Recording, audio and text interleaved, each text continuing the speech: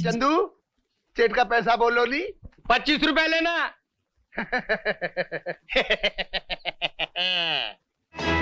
હું અમદાવાદનો રિક્ષાવાળો 999 નંબર વાળો અમદાવાદ। हिंदी सिनेमा के मशहूर अभिनेता और कॉमेडियन असरानी अब इस दुनिया में नहीं रहे दोस्तों।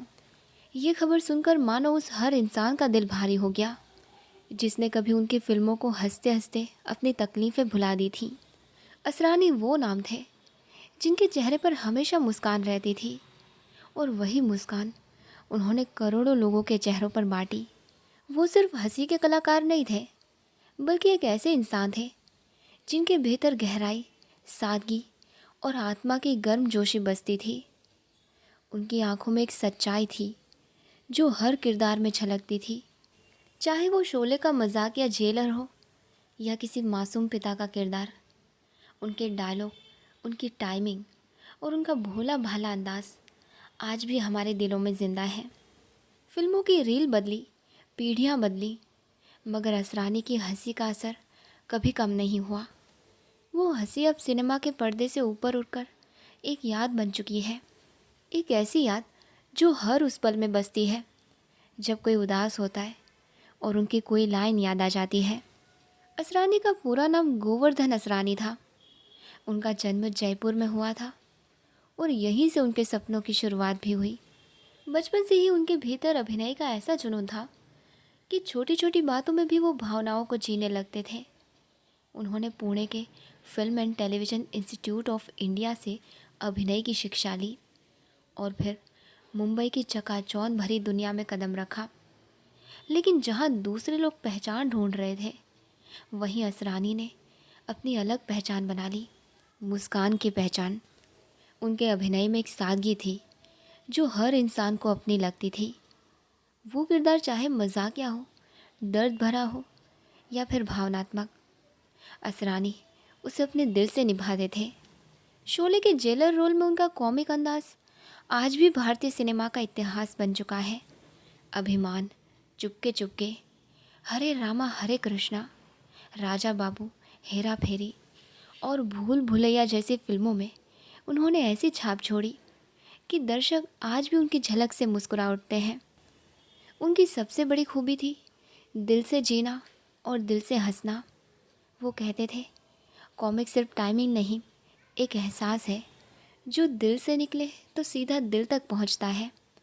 और शायद यही वजह थी कि असरानी के किरदार सिर्फ हंसी नहीं देते थे बल्कि इंसानियत का सबक भी सिखाते थे। वो ऐसे कलाकार थे जो पर्दे के पीछे भी उतनी ही विनम्र और सादगी भरे थे जितने स्क्रीन पर रंगीन और जिंदा दिल। उनकी बातें, उनकी हंसी, उनका स्नेह, हर चीज़ में एक गर्माहट थी जो अब भी महसूस होती है। वो चले गए मगर उनके चेहरे की वो प्यारी मुस्कान, वो मासूम अदाएं और वो अनोखी हंसी हमेशा हमारे दिलों में ज़िंदा रहेगी। असरानी का फिल्मी सफ़र भी आसान नहीं था दोस्तों। जब वो जयपुर से मुंबई आए थे तब उनके पास सिर्फ सपने थे और उन सपनों के सहारे उन्होंने सिनेमा की बड़ी दुनिया में अपनी जगह बनाई। शुरुआती दिनों में उन्हें छोटे छोटे रोल्स मिले, कभी बस 2 डायलॉग, कभी भीड़ में एक चेहरा, लेकिन उन्होंने कभी हार नहीं मानी। वो कहते थे, छोटा रोल कभी नहीं होता, छोटा मन होता है। फिर धीरे धीरे उनकी मेहनत और टाइमिंग ने उन्हें अलग पहचान दिलाई। राजेश खन्ना, अमिताभ बच्चन और धर्मेंद्र जैसे सितारों के साथ उन्होंने काम किया, लेकिन हर बार अपनी मौजूदगी से दर्शकों को हंसाया, रुलाया और सोचने पर मजबूर किया। उनकी फिल्म शोले में जेलर का किरदार तो आज भी इतिहास का हिस्सा है, जहां उन्होंने अपने अंदाज में कॉमेडी को एक नई परिभाषा दी। वो रोल उन्हें घर घर में मशहूर कर गया। एक किस्सा तो बड़ा दिलचस्प है दोस्तों। चुपके चुपके के सेट पर असरानी ने एक डायलॉग को इतना मज़ेदार अंदाज में बोला कि डायरेक्टर ऋषिकेश मुखर्जी खुद हंसते हंसते कट बोलना भूल गए। वहीं से शुरू हुई वो इज़्ज़त और अपनापन जो उन्हें हर डायरेक्टर, हर कलाकार से मिला। उन्होंने अपने करियर में 350 से ज़्यादा फिल्मों में काम किया, लेकिन हर फिल्म में उनका अंदाज़ नया था। कभी वो मास्टर जी बने, कभी पुलिस वाले, कभी गरीब मजदूर तो कभी अमीर बाबू, लेकिन हर बार वो किरदार में इतनी सच्चाई डाल देते थे कि दर्शक भूल जाते थे कि ये एक्टिंग है। उनका कहना था, कॉमेडी का असली मज़ा तब आता है जब लोग हंसते हुए भी कुछ महसूस करें। शायद यही वजह थी कि असरानी की कॉमेडी में शोर नहीं, दिल की आवाज़ थी। अपने आखिरी दिनों तक असरानी सादगी भरी ज़िंदगी जी रहे थे दोस्तों।